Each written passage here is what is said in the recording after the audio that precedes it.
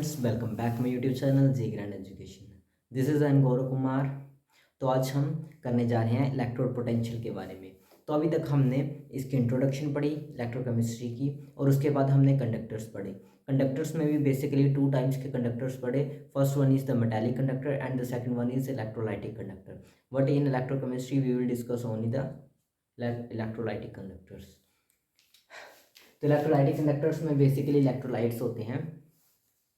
अभी हम उससे भी पिछले लेक्चर में जाते हैं, दैट इज़ इंट्रोडक्शन में स्पॉन्टेनियस और नॉन स्पॉन्टेनियस लेक्चर में हमने पढ़ा था ऑक्सीडेशन और रिडक्शन।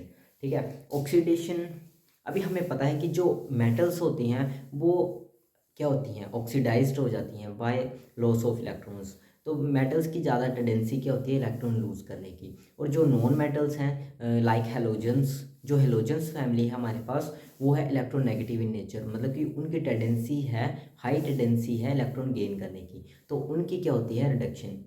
अब हम एक बार ऑक्सीडेशन और रिडक्शन के बारे में समझते हैं, और फिर हम उसके बाद इलेक्ट्रोड पोटेंशियल के बारे में आते हैं ना, इलेक्ट्रोड पोटेंशियल पे आते हैं। उसके बाद हम करेंगे इलेक्ट्रोकेमिकल सीरीज। तो सबसे पहले मैंने आपको बताया था कि जो हमारे पास रेडॉक्स रिएक्शन होती हैं उनमें हमारे पास ऑक्सीडेशन और रिडक्शन दोनों आती हैं। तो ऑक्सीडेशन क्या है हमारे पास,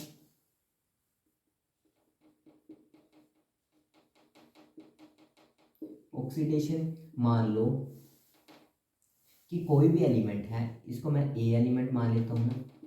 जब मैं इसको सॉल्वेंट में डिसॉल्व करूंगा तो ये अपना एक इलेक्ट्रॉन लूज कर देगा। अब देखो, एक इलेक्ट्रॉन लूज हो गया। अब हमें पता है किसी भी एटम में number of electron is equal to number of protons होते हैं, या फिर आप ऐसे ही बोल सकते हो कि एक एटम में जितना नेगेटिव चार्ज होता है उतना ही पॉजिटिव चार्ज होता है। तो वो दोनों जैसे मान लो एक एटम में +5 चार्ज होगा तो उसी एटम में -5 चार्ज भी आएगा। तो ये आपस में कैंसिल आउट होकर 0 आ जाता है। बट जब मैं इसमें से एक चार्ज को, जैसे मैंने इलेक्ट्रॉन निकाल दिया, वैसे ही मैं इसमें से एक चार्ज, नेगेटिव चार्ज को बाहर निकाल दूं, तो यहाँ पे एक कम हो गया, और यहाँ से मैंने मान लो एक चार्ज नेगेटिव निकाल लिया हुआ था।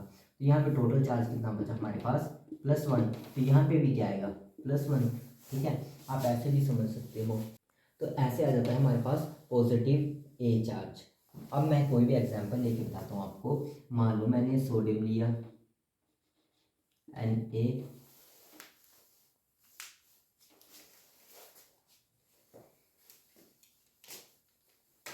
मान लो मैंने लिया सोडियम, और इसकी क्या है, इसकी क्या हुई, ऑक्सीडेशन, और इसने अपना एक इलेक्ट्रॉन लूज कर दिया। तो यहाँ पे क्या आएगा, Na पॉजिटिव चार्ज आएगा, क्योंकि इसने एक इलेक्ट्रॉन, एक नेगेटिव चार्ज लूज कर दिया, तो इस पे आएगा +1 चार्ज।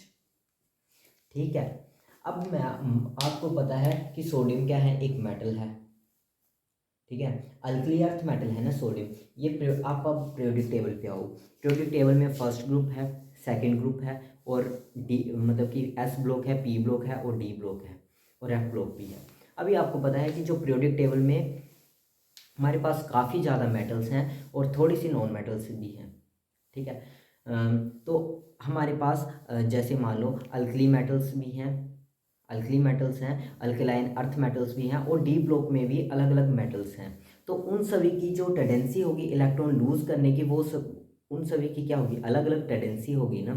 तो हमारे पास जब कोई भी एलिमेंट ऑक्सीडाइज होता है, जैसे कि सोडियम हुआ, तो इसकी कोई ना कोई ऑक्सीडेशन पोटेंशियल वैल्यू होगी। ठीक है, मान लो इसकी ऑक्सीडेशन पोटेंशियल वैल्यू मान लो 0.44 ही मान लो। ठीक है, मैंने ऐसे ही एज्यूम की। तो ये इसकी पर्टिकुलर वैल्यू है ऑक्सीडेशन पोटेंशियल की। ठीक है, अब मान लो मैं कॉपर की बात करूं, तो कॉपर की भी एक ऑक्सीडेशन पोटेंशियल वैल्यू होती है। ठीक है, आप 2 वैल्यू लेके चल सकते हो। हमने भी रिडॉक्स रिएक्शन में पढ़ा, एक ऑक्सीडेशन होती है, दूसरी रिडक्शन होती है। अब हम ऑक्सीडेशन में भी हम अलग अलग एलिमेंट्स की बात कर रहे हैं। क्योंकि हमारे पास कोई मेटल एक ही नहीं है, हम बोलते हैं कि मेटल की टेंडेंसी क्या होती है, इलेक्ट्रॉन लूज करने की। तो हमारे पास मेटल्स कोई सिर्फ एक ही थोड़ा, मतलब कि जब मैंने सोडियम की बात की, तो हमारे पास कोई सोडियम ही थोड़ी ना है मेटल, हमारे पास पोटाशियम भी मेटल है। ठीक है, जिंक भी मेटल है, काफ़ी ज़्यादा मेटल्स हैं। तो उन सभी की टेंडेंसी अलग अलग होती है, किसकी, इलेक्ट्रॉन लूज करने की। तो उन सभी की जो इलेक्ट्रॉन पोटेंशियल वैल्यू है वो भी अलग अलग होती है। मान लो सोडियम की ले लेते हैं और एक एग्जांपल ले लेते हैं जिंक की। जिंक भी Zn+1 और एक इलेक्ट्रॉन लूज कर रहा है और इसकी भी कोई ना कोई potential value oxidation potential value होगी, मान लो 0.21 है। अब जिसकी जितनी ज़्यादा इलेक्ट्रॉन पोटेंशियल वैल्यू होगी वो उतनी ही जल्दी अपना एक इलेक्ट्रॉन लूज करेगा। ठीक है, अब मैं इन दोनों का कंपैरिजन करूं तो इन दोनों के कंपैरिजन में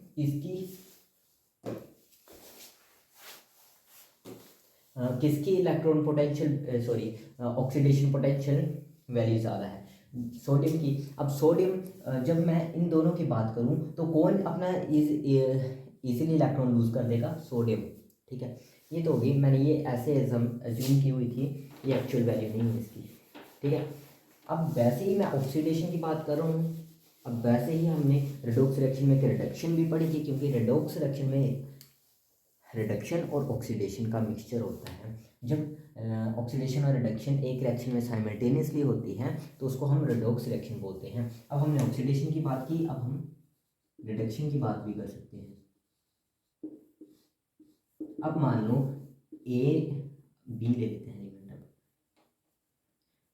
अब ऑक्सीडेशन बेसिकली मैक्सिमम मेटल्स में होते हैं। अब हमें पता है कि रिडक्शन किस में होती है, रिडक्शन होती है नॉन मेटल्स में। आप हेलोजन की बात करो जिसमें क्लोरीन ब्रोमीन वगैरह आ जाते हैं एलिमेंट्स। ठीक है, जिनको हम एक्स से डिनोट करते हैं, दैट इज हेलोजन्स, और इनकी हाई टेंडेंसी होती है इलेक्ट्रॉन गेन करने की। अब नॉन मेटल्स भी हम बात करते हैं रिडक्शन की। ठीक है, मान लो मैंने हेलोजन लिया, हेलोजन ही ऐसे जनरल मेटल्स ले ली बी, और इसमें हमने एक इलेक्ट्रॉन क्या करवाया, गेन करवाया। अब देखो इसके पास +5 चार्ज था और -5 चार्ज था। अब ये दोनों कैंसिल होकर 0 आ गए, मतलब कि कोई भी एटम जैसे ये है इस पर जितना ही पॉजिटिव चार्ज होगा उतना ही नेगेटिव चार्ज भी होगा, क्योंकि ये एटम से बना हुआ है। ठीक है, अब मैं मान लो इस मेटल में एक और नेगेटिव चार्ज डाल रहा हूँ, तो ये दोनों तो कैंसिल हो गए, तो -1, तो बी पे कौन सा चार्ज आएगा, नेगेटिव चार्ज आ जाएगा। ठीक है, अब जैसे मैंने इस यहाँ पे सोडियम और जिंक की एग्जांपल ली, उन दोनों का ऑक्सीडेशन पोटेंशियल की वैल्यू अलग अलग थी। कि मतलब कि ऑक्सीडेशन पोटेंशियल वैल्यू का मतलब होता है कि उन दोनों की टेंडेंसी अलग अलग थी इलेक्ट्रॉन लूज करने की। वैसे ही अब हमारे पास नॉन मेटल्स की बात करें तो नॉन मेटल्स में भी कितनी ज़्यादा मेटल्स हैं, नॉन मेटल्स हैं हमारे पास, हेलोजेंस भी हैं, और पी ब्लॉक में और भी ज़्यादा नॉन मेटल्स आती हैं जैसे कार्बन, ऑक्सीजन, ये सब वगैरह। ठीक है, क्योंकि अब हर एक एलिमेंट की या फिर हर एक एलिमेंट की अलग अलग रिड्यूस्ड होने की टेंडेंसी है, तो उसको हम बोलते हैं रिडक्शन पोटेंशियल वैल्यू। अब मानो ये है बी एलिमेंट हमारे पास, बी एलिमेंट की अपनी एक टेंडेंसी है इलेक्ट्रॉन गेन करने की, तो उसको हम बोलते हैं reduced potential value, reduced potential value. ठीक है, रिड्यूस पोटेंशियल वैल्यू को आप बी से भी डिनोट कर सकते हो। तो हमारे पास कितनी है, मान लो ये मान लेते हैं हम 0.44, वैसे ही एग्जाम्पल लेके। अब हम हेलोजन की बात करें, एक्स जब हमने इसमें इलेक्ट्रॉन की ऐड किया तो एक्स नेगेटिव। अब इसकी बात करें तो इसकी भी कोई अलग ना अलग वैल्यू आएगी। ठीक है, तो हमारे पास कौन कौन सी वैल्यू आती हैं, एक आती है ऑक्सीडेशन पोटेंशियल वैल्यू और दूसरी आती है reduction potential value. Potential value हमें सिर्फ इतना ही बताती है कि उसकी कितनी टेंडेंसी है इलेक्ट्रॉन लूज करने की या फिर गेन करने की। ठीक है, ऑक्सीडेशन में हम क्या बात करते हैं, इलेक्ट्रॉन लूज करने की, और रिडक्शन में हम बात करते हैं इलेक्ट्रॉन गेन करने की। ठीक है, इतना आपको क्लियर हो गया होगा, इसको साफ कर देता हूँ मैं। अब मैं एक बात बताता हूँ आपको कि हम इसमें ऑक्सीडेशन पोटेंशियल की बात नहीं करते हैं, हम सिर्फ और सिर्फ इस चैप्टर में रिडक्शन पोटेंशियल की बात करते हैं। ऑक्सीडेशन पोटेंशियल को हम नहीं लेते, रिडक्शन पोटेंशियल। मान लो कि अब मैंने मेटल्स की बात की थी, ऑक्सीडेशन बेसिकली किसमें होती है, ऑक्सीडेशन बेसिकली होती है मेटल्स में। तो इसका जो ऑक्सीडेशन पोटेंशियल क्या होगा, ऑक्सीडेशन पोटेंशियल इसका हाई होगा और जो रिडक्शन पोटेंशियल है वो क्या होगा, कम होगा। क्योंकि आपको पता है मेटल्स की हाई टेंडेंसी क्या होती है, लूज करने की इलेक्ट्रॉन को। तो इलेक्ट्रॉन जो लूज करता है उसकी ऑक्सीडेशन पोटेंशियल वैल्यू ज़्यादा होती है और रिडक्शन पोटेंशियल वैल्यू कम होती है। बट जब हम रिडक्शन की बात करते हैं, ये नॉन मेटल्स में होती है बेसिकली। मैं सिर्फ जनरल बात कर रहा हूँ, एक्चुअल में ये नॉन मेटल में भी ऑक्सीडेशन हो सकती है, ठीक है। इसमें रिडक्शन पोटेंशियल वैल्यू ज़्यादा होती है as compare to oxidation potential value, ठीक है। तो अब हम सिर्फ रिडक्शन पोटेंशियल वैल्यू की बात करते हैं, ऑक्सीडेशन पोटेंशियल वैल्यू को हम निगलेक्ट कर देते हैं, ठीक है। अब हमें पता कैसे चलता है कि किस मेटल की रिडक्शन होगी और किस मेटल की ऑक्सीडेशन होगी।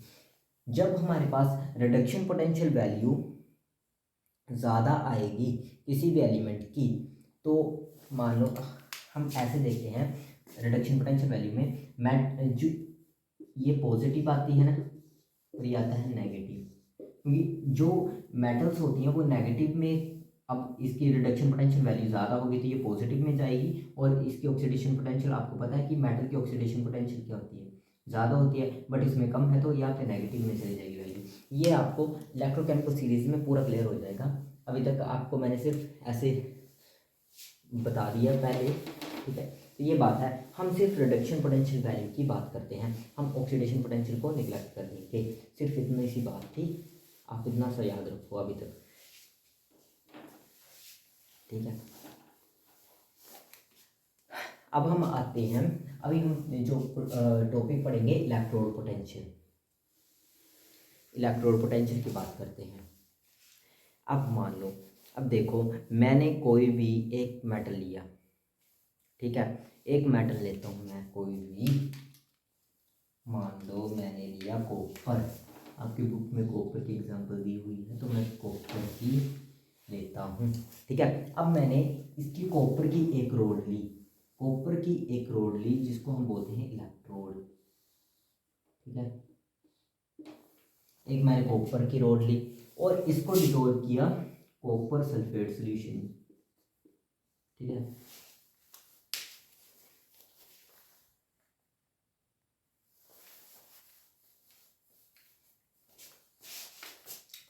अभी हमने यहाँ पे कॉपर रोड ले ली एक, ये हमारे पास क्या है, ये हमारे पास कॉपर रोड, ठीक है। ये पूरी की पूरी रोड जो बनी हुई है दैट इज कॉपर रोड से बनी हुई है, ठीक है। और ये जो सोल्यूशन है, अब हमने इसी के सल्फेट का सोल्यूशन, मतलब कि कॉपर सल्फेट का सोल्यूशन हम लेंगे, तो कॉपर सल्फेट का SuSO4, ठीक है। ये हमारे पास आ गया कॉपर सल्फेट का सोल्यूशन। अभी मैंने आपको क्या बताया था कि कॉपर की टेंडेंसी होगी अपने ही इलेक्ट्रोलाइट सोल्यूशन में कि ये क्या हो जाएगा, ये डिसोशिएट हो जाएगा, क्योंकि इसकी क्या होगी ऑक्सीडेशन, कॉपर की क्या होगी अपने ही सोल्यूशन में। ये सिर्फ हाइपोथेटिकल है आपको समझाने के लिए, ठीक है। सो आप इसको सीरियसली मत लेना। ऑक्सीडेशन क्या होगी, ये मान लो कि कॉपर रोड की बनी हुई है, अब इसकी क्या होगी रिडक्शन, तो ये क्या बन जाएगा Cu2 पॉजिटिव और 2 इलेक्ट्रॉन में कन्वर्ट हो जाएगा, क्योंकि इसकी जो वैलेंसी होती है वो 2 होती है, तो ये कॉपर क्या कर देगा 2 इलेक्ट्रॉन लूज कर देगा और क्या बन जाएगा Cu2 पॉजिटिव। और ये एक्वा सोल्यूशन में, एक्वा क्या होता है मतलब कि ये अपने सोल्यूशन में चला जाएगा। अब यहाँ पे बोलने का क्या मतलब है कि ये कॉपर रोड है, अब ये यहाँ पे ऐसे ऑक्सीडेशन होगी और यहाँ पे 2 इलेक्ट्रॉन आ जाएगा और जो कॉपर आ जाएगा वो आ जाएगा यहाँ पे कॉपर 2 पॉजिटिव। अब ऐसे करते करते ये बहुत सारे जो कॉपर 2 पॉजिटिव हैं वो यहाँ वहाँ घूमने लग पड़ेंगे, मतलब कि इससे टूट के यहाँ वहाँ ऐसे बिखर जाएंगे कॉपर 2 पॉजिटिव, और इन्होंने अपना जो इलेक्ट्रॉन्स है वो यहाँ पे लूज कर दी हुई है। अब ये क्या होंगे, ये खरना स्टार्ट हो जाएगा, ये जो रोड है ये थोड़े टाइम के लिए खरना स्टार्ट हो जाएगी। अब देखो होगा क्या, ऐसे करते करते मतलब कि ये Cu अपने 2 इलेक्ट्रॉन लूज करते करते यहाँ पे क्या आ जाएगा, नेगेटिव चार्ज। इस पूरी की पूरी रोड पे आ जाएगा नेगेटिव चार्ज, क्योंकि यहाँ पे क्या हो रहा है, इलेक्ट्रॉन स्टोर होते जा रहे थे, तो यहाँ पे क्या आ जाएंगे, नेगेटिव चार्ज आ जाएगा। ये पूरी क्या हो जाएगी, नेगेटिवली चार्ज आ जाएगी, नेगेटिव चार्ज हो जाएगी। अब देखो यहाँ पे कॉपर सल्फेट सॉल्यूशन में कॉपर की टेंडेंसी बढ़ गई, मतलब कि कॉपर आयन की टेंडेंसी, Cu2 पॉजिटिव की जो टेंडेंसी है, मतलब कि जो इलेक्ट्रोलाइट है उनकी जो संख्या है वो ज़्यादा हो गई। अब यहाँ पे देखो इसमें पॉजिटिव चार्ज क्रिएट हो जाएगा और यहाँ पे इलेक्ट्रोड पे क्या आ जाएगा, नेगेटिव चार्ज। और यहाँ पे हम क्या बोल सकते हैं, जब ये ऐसा होगा ना, ये नेगेटिवली चार्ज ज़्यादा हो जाएगी, तो इस इलेक्ट्रोलाइट में पॉजिटिव पोटेंशियल बन जाएगा और इसमें नेगेटिव। तो यहाँ पे देखो पोटेंशियल क्रिएट हो जा रहा है, नेगेटिव और पॉजिटिव, ठीक है। तो यहाँ पे क्या आ जाएगा, इलेक्ट्रोड पोटेंशियल क्रिएट हो जाएगा इस इलेक्ट्रोड और इलेक्ट्रोलाइट सॉल्यूशन में। तो जो ये Cu2 पॉजिटिव चार्ज है, ये इसको अराउंड में Cu2 पॉजिटिव इसके साथ चिपक जाएगा, क्योंकि आपको पता है कि पॉजिटिव क्या करता है, नेगेटिव को अट्रैक्ट करता है, Cu2 पॉजिटिव। अब ये ऐसा भी हो सकता है कि ये Cu2 पॉजिटिव इन इलेक्ट्रॉन्स को, इस नेगेटिव चार्ज को लेके फिर से सॉलिड बना दे, फिर से ये इसको फुलफिल करना स्टार्ट कर दे, मतलब कि ये अपने इलेक्ट्रॉन वापस लेके फिर से कॉपर बन जाए। क्योंकि पहले ये क्या हो गया था, ये टूट गए थे, जो इसके एटम्स थे ना कॉपर के, वो टूटते जा रहे थे, कॉपर 2 पॉजिटिव और 2 इलेक्ट्रॉन इसी में रह रहे थे, ठीक है। तो क्या हुआ, ऐसे करते करते इस इलेक्ट्रोड में नेगेटिव चार्ज इलेक्ट्रॉन्स के कारण बढ़ गया, और जो कॉपर 2 पॉजिटिव है वो सोल्यूशन में क्या हो गया, पॉजिटिव चार्ज बढ़ गया। अब आपको पता है कि जो नेगेटिव और पॉजिटिव चार्ज है वो आपस में क्या करते हैं, अट्रैक्ट करते हैं। तो ये Cu2 पॉजिटिव है, ये इसको जो इलेक्ट्रोड है उसको चारों तरफ से घेर लेगा, और ऐसा भी हो सकता है कि ये Cu2 पॉजिटिव वापस इलेक्ट्रॉन लेके Cu बन जाए, ठीक है, ऐसा भी हो सकता है। तो उसको हम बोलते हैं रिडक्शन। जब Cu2 पॉजिटिव, ये Cu2 पॉजिटिव है, ये 2 इलेक्ट्रॉन ले ले इससे इलेक्ट्रोड से, ये फिर से Cu सॉलिड बन सकता है। यहाँ पे क्या हो रहा था, सॉलिड एक्वा में चला जा रहा था, क्योंकि ये Cu था वो खर के Cu2 पॉजिटिव बन जा रहा था, और 2 इलेक्ट्रॉन थे वो इलेक्ट्रोड में ही रह जा रहे थे, ठीक है। तो उसको हम बोलते हैं, अब देखो यहाँ पे जो इलेक्ट्रोड है वो नेगेटिवली चार्ज है और सोल्यूशन क्या है, पॉजिटिवली चार्ज। तो जब नेगेटिव और पॉजिटिव चार्ज में क्या हो जाता है, इलेक्ट्रोड पोटेंशियल बन जाता है। आपको पता है कि करंट कहाँ से कहाँ पे जाता है, करंट की डायरेक्शन क्या होती है, पॉजिटिव टू नेगेटिव, ठीक है। क्योंकि ये भी क्यों होता है, क्योंकि इसमें हमने लगाई होती है एक बैटरी, पॉजिटिव नेगेटिव और नेगेटिव। यहाँ पे पॉजिटिव और नेगेटिव, बैटरी का मेन काम क्या होता है, पोटेंशियल क्रिएट करना। तो यहाँ जब हम बैटरी लगा देते हैं किसी भी सर्किट में, मतलब कि उसमें हम पोटेंशियल क्रिएट कर सकते हैं। अभी आपको पता है कि इलेक्ट्रॉन कहाँ से कहाँ ट्रैवल करते हैं, high potential to low potential. वैसे ही यहाँ पे भी हमने बैटरी वाला काम करवा दिया, कि मतलब कि एक तरफ हाई पोटेंशियल बना दिया और दूसरी तरफ लो पोटेंशियल बना दिया, ठीक है। बेसिकली ये नेगेटिव होता है वो हाई पोटेंशियल होता है, पॉजिटिव जो होता है वो लो पोटेंशियल होता है। बट हमने एज्यूम किया होता है कि पॉजिटिव जो है वो हाई पोटेंशियल है, इसलिए हम करंट की जो कन्वेंशनल डायरेक्शन है that is positive to negative, but actual direction क्या होती है, नेगेटिव टू पॉजिटिव। ये आपका फिजिक्स का टॉपिक है, इसको छोड़ो। यहाँ पे अब क्या हो गया, यहाँ पे क्या बन गया, पोटेंशियल बन गया। अब देखो, अब हम डेफिनेशन पे आते हैं। हमने डेफिनेशन क्या लिखी हुई है इलेक्ट्रोड पोटेंशियल की, the potential difference between the electrode, the potential difference between the electrode and its ion in solution।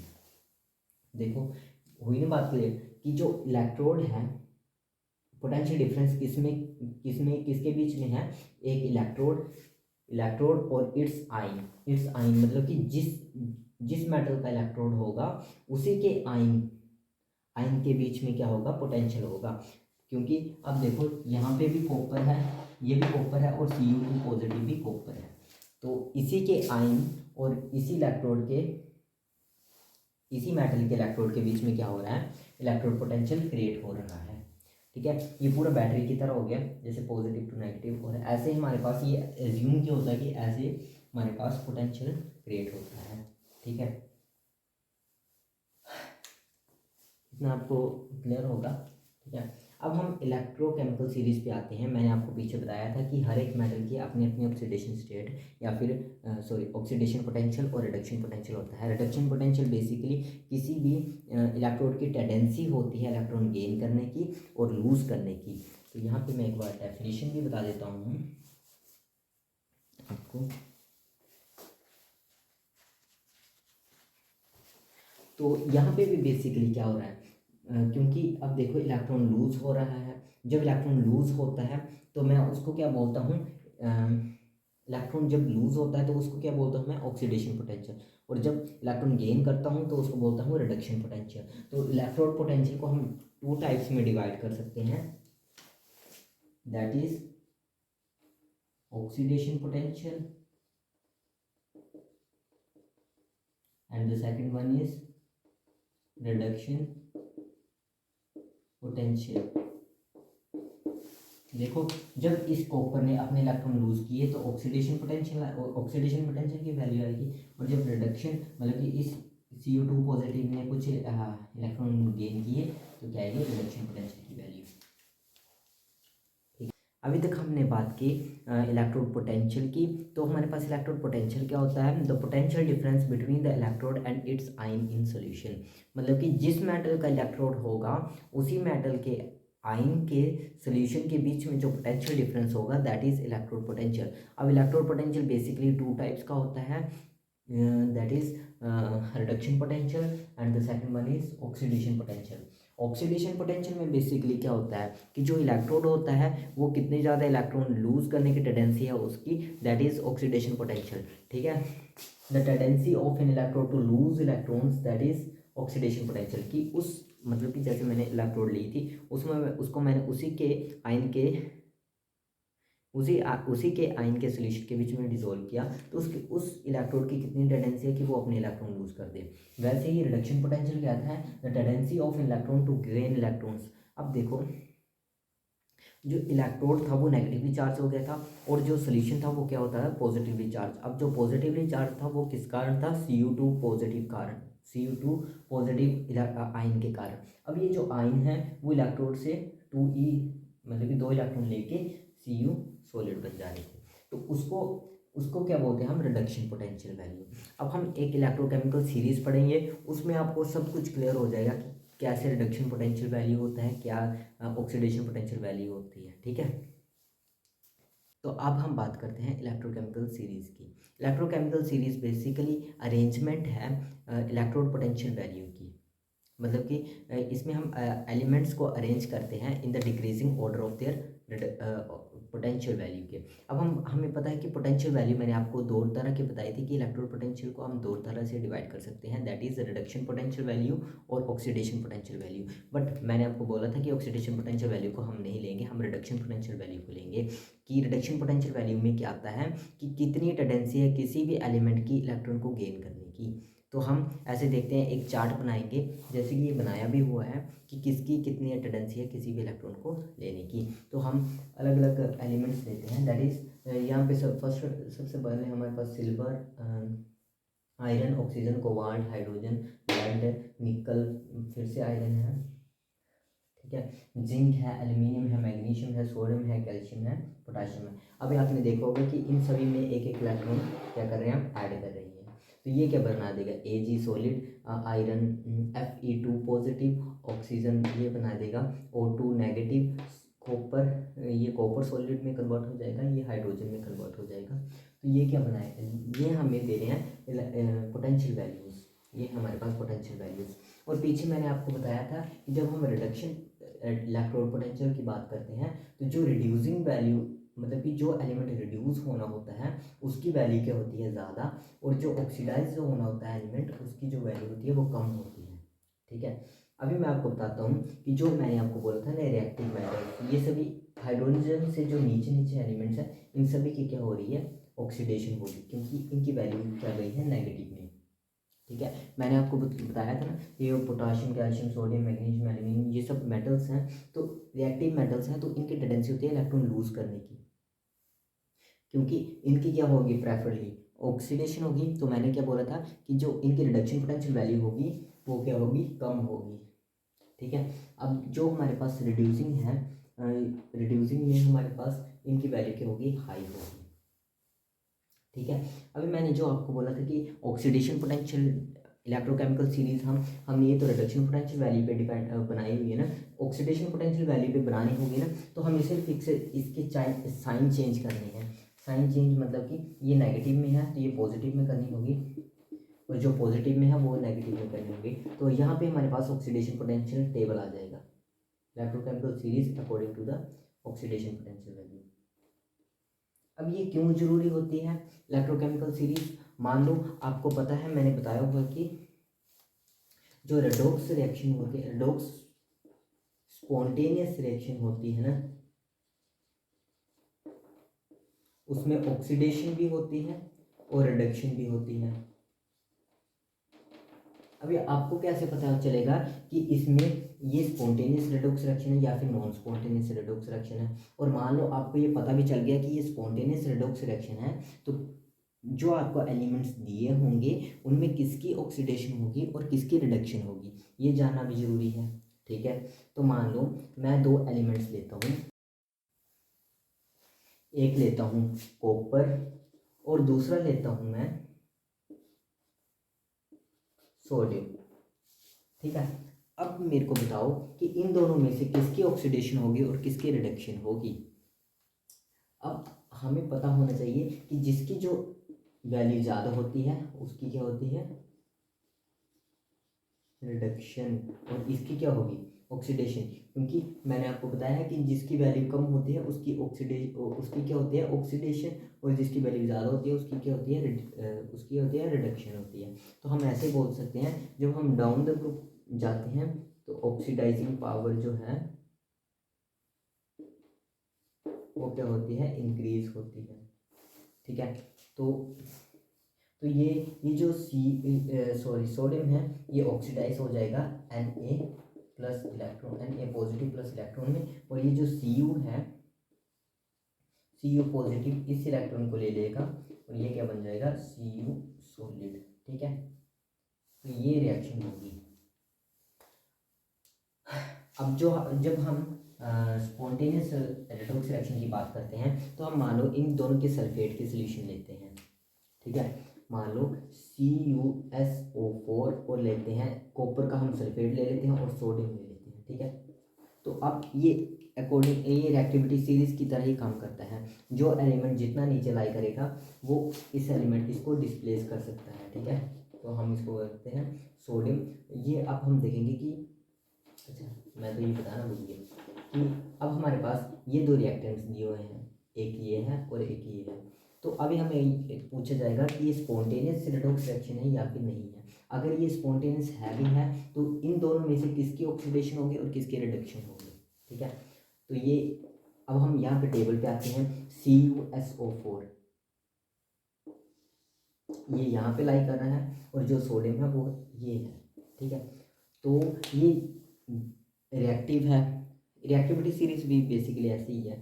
तो ये यहाँ पे देखो इसकी ऑक्सीडेशन होगी, ये Na पॉजिटिव और एक इलेक्ट्रॉन लूज कर देगा। अब ये कॉपर है, कॉपर की क्या होगी, रिडक्शन होगी। CuSO4 इस यहाँ पे इलेक्ट्रॉन लेने के लिए इलेक्ट्रॉन लेगा और SO4 2 नेगेटिव को छोड़ देगा। अब ये हमें बैलेंस भी करना पड़ेगा, तो ये 2 इलेक्ट्रॉन ले लेगा यहाँ से और ये क्या बन जाएगा, Cu सॉलिड। ठीक है। ये स्पॉन्टेनियस रिएक्शन है, ये बनेगा क्या, NaSO4 Na2SO4 और क्या बन जाएगा, Cu सॉलिड। तो ये स्पॉन्टेनियस रेडॉक्स रिएक्शन है। यहाँ से हमें पता चलता है कि किसकी ऑक्सीडेशन होगी और किसकी रिडक्शन होगी इस इलेक्ट्रोकेमिकल सीरीज के अकॉर्डिंग। ठीक है। तो जो एलिमेंट्स ऊपर लाई करते हैं उनकी क्या होती है, रिडक्शन, और जो एलिमेंट्स नीचे लाई करते हैं उसकी क्या होती है, ऑक्सीडेशन। अभी हम कोई और एग्जांपल लेते हैं। मान लो अभी मैं लेता हूँ